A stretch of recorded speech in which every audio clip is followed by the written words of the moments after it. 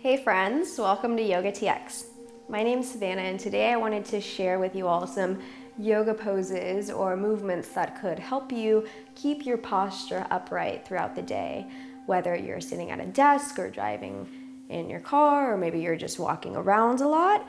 Poor posture can often make already existing injuries worse, or they can kind of provide some unwanted ailments or stress in places that we could really do without. So let's go ahead and step to the top of our mat and go ahead and bring your full awareness with you, and we'll place all of that awareness into our feet. So as you're looking down at your feet, say hello to them. We usually just stuff them in shoes and then forget about them for the rest of the day. So ask them how it's going and then go ahead and pick up all 10 toes. We'll start with the pinky toes, rooting them down, and then one by one, we'll lead pressure into the big toe, one toe at a time. And then bring your knees to a place of ease so that you're not locked out.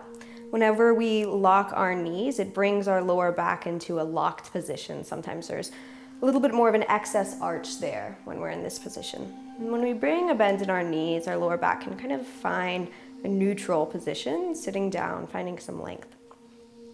So we'll go ahead and rest there and just rock forward from our heels to our feet. Finding the pressure of our body, then evenly distributing that pressure through all four corners of the feet. So we'll come rooted down and feel the weight of your body in the point behind the big toe, behind the pinky toe, then the two back corners of your feet. Really feel the mat underneath there so that you can stay present with the feet. And we'll bring some ease back into the knees again if they've locked out. And then we'll bring our awareness up towards our hips. Go ahead and bring your hands on your hips and just see if your hips are tilting forward or if they're rounding back. And based on your judgment, you can do what's needed to kind of bring them back in balance. You should feel like you have a smooth lower back, not completely tucked, but tucked enough so that you don't feel crunched here. Nice. And then we'll bring our hands alongside our hips, fingertips spreading out for Tadasana, mountain pose. And Tadasana kind of goes for any pose that your head's above your hips. So you could have Tadasana before you set up for forward fold to check alignment. And we'll consider where our head lives. Let the gaze just drift forward and see if you can bring your head right over the hips, just to balance. You might find like you're leaning back and the toes want to lift off the mat. See if you can stay rooted through the big toes. Fingertips spread wide, back of the body is strong, almost as if you're guiding the shoulder blades together. Guiding the shoulder blades together will help press the heart forward. Think open chest, full breath. Not only can poor posture kind of bring discomforts into our body, but it can also lessen our lung capacity. Just by rounding inward, we don't have as much space to bring breath in and as much power to bring that breath out. We'll take one full breath, thinking about all of the muscles that are needed to keep this stance true. And then as you inhale, go ahead and bring the arms up overhead. Keep an open chest, so don't worry about the palms coming to touch. Worry more about how wide the arms can come apart. You might notice that when we bring our arms overhead, it's a little bit constricting for the side of our bodies because our arms come in. So let's keep the space open between our arms and our ears. Take a full breath in. And as you exhale, slowly sit the hips back until you feel your lower belly come in contact with your upper thighs.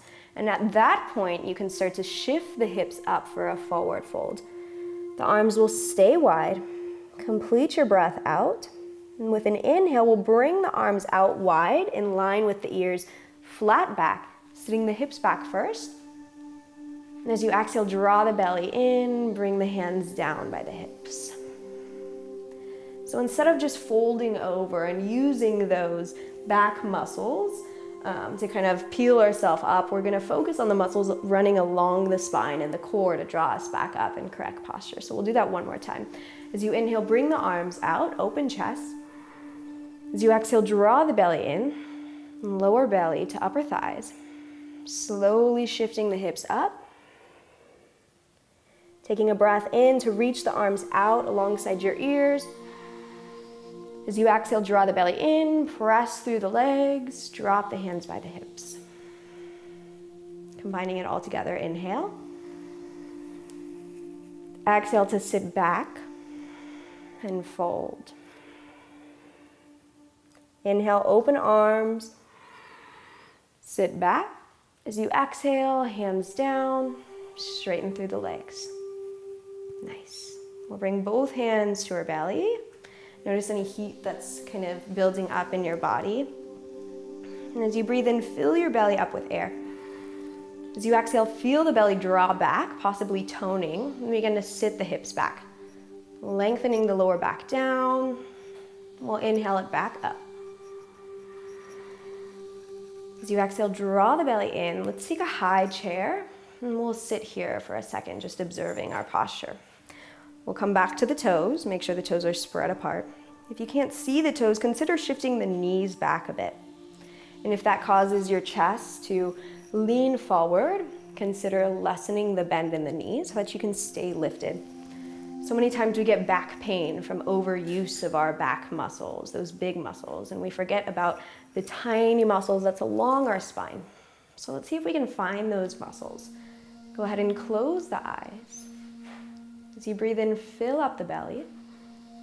As you exhale, imagine the muscles along the spine closing in like elevator doors, stabilizing your spine, stabilizing the shape. One more breath in and out. Feel the thighs get warm. We'll inhale the arms up. As you exhale, sit the hips back, lower belly to upper thighs, hands to the ground. Let's step the left foot back and bring the left knee underneath the hips so that we're in a 90-90 stretch. I'm not trying to get super low through the hips. If you have any knee discomfort or you just don't like the idea of putting your knee on a hard floor, you can always grab a pillow and cushion yourself up with it. And even if you don't have a knee injury, it's a great way to prevent one. Bring both hands on top of the thigh. Take a breath in, full breath in. As you exhale, draw the belly in as if you were trying to lift that quad up towards your hip. You should feel a stretch there. And if you don't, and you're wondering what I'm saying, go ahead and bring the left hand on your belly. As you take a breath in, feel it bulge out. And as you exhale, feel the belly draw back. You should feel the drawing back of the belly in accordance or in conjunction with the front of your left thigh. Keeping that there, belly contracted, we'll inhale our arms out wide. Think open chest, shoulder blades coming together. Stacking our head over our hips. With an exhale, bring the hands down around the right foot. Shift the hips back to bring the right knee onto our pillow or the mat. The left foot will come forward for our 90-90 stretch. Knee under the hip, ankle under the knee, both hands at our left knee. Fill up the belly. As you breathe out, draw the belly back, lifting all of those muscles in the leg up and back with you. Feeling the head stacked over the hips. Keep this thigh active by pulling it up with the core. We'll inhale the arms out wide. Take a bend in the elbows. And find the breath. As you exhale, slowly bring the hands around the left foot. We'll sit the left foot back or step it back. You can shift the pillow out to the side or keep it underneath the knees. We'll just loosen the lower back up a little bit. Bring the hands underneath the shoulders. Toes can be tucked here. Take a breath in. As you exhale, slowly sit the hips back just enough to feel the lower back lengthening a bit. Inhale forward. As you exhale, sit the hips back. Inhaling forward. As you exhale, sitting the hips all the way back, you might untuck the toes and bringing the hands one on top of the other to cushion the forehead. Possibly rolling the head side to side on the hands.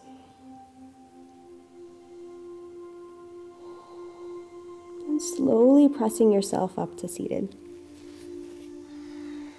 You can grab your pillow if it's next to you, if that helps you sit up a bit taller. And we'll place it underneath our hips. You can come with your legs crossed, or you can place your heels underneath your hips for a little bit more of a lift. And we'll come back to this idea of Tadasana, a straight spine with our head hovering over our hips. You can let the hands rest in your lap. And we'll end this session with some awareness-based meditation. Just thinking about your posture, and then noticing how the breath moves along the spine.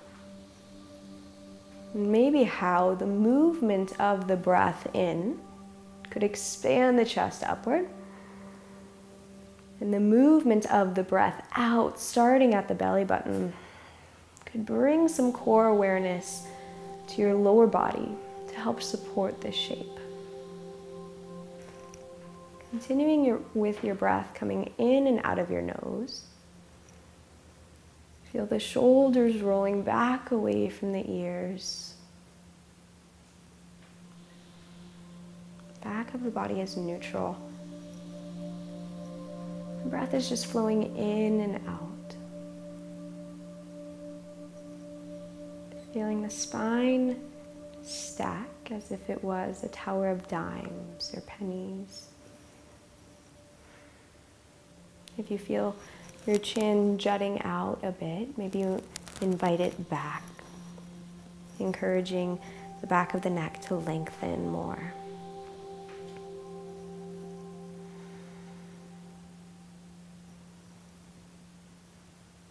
Gently bring both hands to heart center, palms to touch.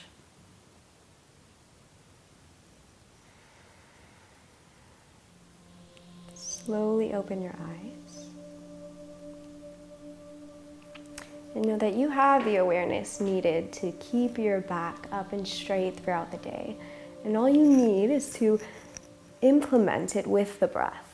The breath is a natural tool that our body gives us. So if we can learn to use our breath in different ways to help us throughout the day, we'll have a best friend in our back pocket. Thank you so much for practicing with me today. Go ahead and subscribe if you haven't already. I'll have some videos coming out each week in a little bit, so I'd love to keep practicing with you all and hearing what you all like and what you'd like more of. Go ahead and leave me a comment.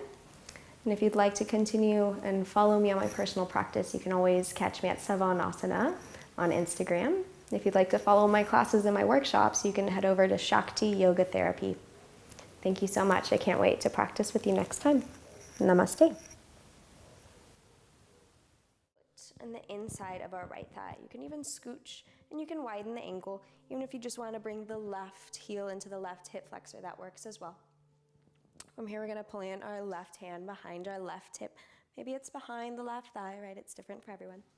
As you inhale, reach up through the right fingertips. And as you exhale, bend the